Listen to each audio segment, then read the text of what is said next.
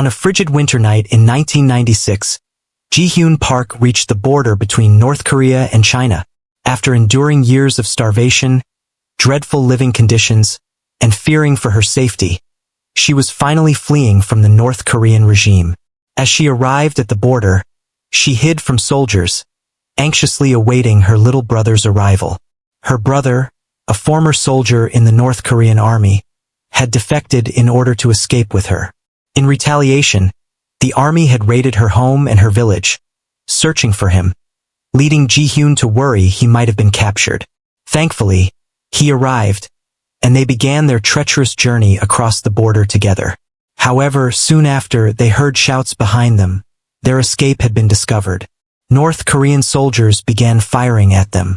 Despite the paralyzing cold and fear, Ji-hyun managed to keep running, and they crossed the frozen river separating the two countries. They made it to a small village where locals warned them not to stay, as Chinese authorities, alerted by the gunfire, might come looking for fugitives to return them to North Korea. One villager offered to contact someone who could assist them. An hour later, a man arrived to help. Initially, he seemed friendly, but this man had sinister intentions. He was a human trafficker. Having escaped from a country where she faced constant violence and oppression and witnessed family members die from starvation, Ji-hyun couldn't imagine her fate taking an even darker turn on the other side of the border. This marked the beginning of the darkest chapter of her life, involving human trafficking and slavery, which ultimately led her back to a North Korean prison where she endured torture and was left for dead. Yet, miraculously, she survived. How did she manage it? We'll delve into every detail throughout this video. One slight advantage Ji-hyun had was that, despite living under a dictatorial and oppressive regime, authorities had limited means to track her down during her escape. Sadly, even when you believe you have full control over your life and destiny, you often don't. North Korea is notorious for its hostility, not only toward its enemies, but also toward its own citizens, particularly those imprisoned for defying the dictatorship.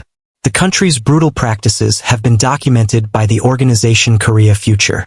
In 2023, they released a report exposing the prevalence of starvation, sexual assaults, beatings, and extrajudicial executions within these hellish prisons.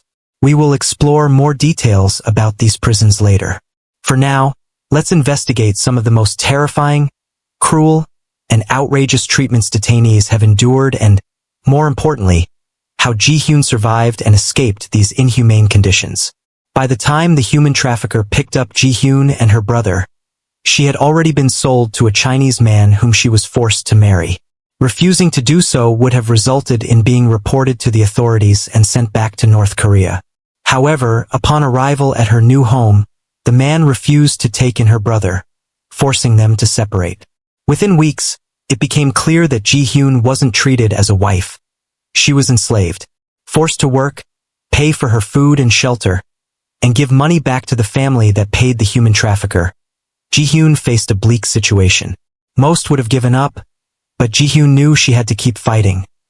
Not just for herself but because she was pregnant. Fast forward to 2001, Ji-hyun now had a baby boy. Then another tragic event occurred. The Chinese government launched a campaign rewarding citizens for reporting North Korean defectors, leading the villagers to report Ji-hyun. She was arrested and deported back to North Korea, leaving her baby behind. My child didn't understand what was happening. He asked me, "Mummy, why do you abandon me? Why do you leave me?" Upon her return to North Korea, Ji-hyun was sent to a prison camp, forced to work barefoot on rocks, and walk on animal feces in inhumane conditions. It wasn't long before she fell ill, yet the guards denied her any medical treatment, even when she couldn't feel the lower part of her body. Unfortunately, this seems to be a common practice in these camps. According to the 2023 Korea Future Report, more than 200 such detention facilities exist throughout North Korea. These facilities were mapped based on victim accounts and satellite images. Former inmates reported starvation, brutal beatings, and the lack of medical treatment. Women disclosed sexual assault by guards and forced abortions. These conditions have led to the deaths of many detainees, with others executed without trial. Korea Future aims for their report to provide evidence of international law violations and hold the perpetrators accountable. Back to Ji-hyun. Unable to work due to a deadly infection spreading throughout her lower body, she was left to die outside the camp. Yet again, Ji-hyun refused to give up. She reached a police station and sought help, leading them to send her to an orphanage where she received treatment for her wounds. However, she remained under police surveillance, aware that she would be returned to the prison camp once healed. This time, Ji-hyun had a plan. She learned that in North Korea, many brokers collaborate with human traffickers to sell women and girls to Chinese men. So Ji-hyun deliberately got herself trafficked, hoping to reunite with her son. While crossing the border with the broker and other trafficked individuals, their appearance drew suspicion from a taxi driver who could report them to the police for a reward. Ji-hyun was the only one who could speak Chinese, and she managed to handle the situation, saving everyone's lives.